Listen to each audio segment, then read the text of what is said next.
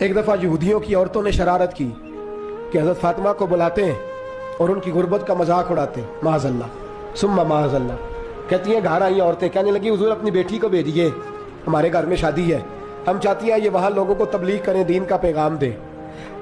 اب اسلام پر تو حضور ضرور بھیجا کرتے تھے، چاہے کوئی دھوکے سے ہی بلاتا۔ میرے حبیب پاک صلی اللہ علیہ وسلم نے کہا فاطمہ جاؤ۔ حضرت فاطمہ کہتی ہیں ہاں تو کر لی، پر میرے وجود پہ کپڑے پھٹے ہوئے تھے، کئی جگہ پہ پیوند تھے، اور مجھے پتا تھا یہ عورتیں کس مزاج کی ہیں۔ فرماتی ہیں میں نے نہ، حضور نے کہا تو میری آنکھوں میں 2 قطرے آنسوؤں کے آ گئے۔ میں نے کہا یا اللہ اپنے لیے نہیں، تیرے نبی کے دین کے وقار کے لیے، یا اللہ یہ عورتیں یہ بڑے برے خیالات اور نظریات کی ہیں، یہ مذاق اڑائیں گی دین اسلام کا، مہربانی فرما، نظر کرم فرما۔ حضرت فاطمہ فرماتی ہیں ابھی میری بات بھی مکمل نہیں ہوئی، رسول پاک پھر تشریف لے آئے اور فرمایا فاطمہ کیا کیا سوچ رہی تھی، کیا کہہ رہی تھی؟ کہ حضور کوئی خاص نہیں۔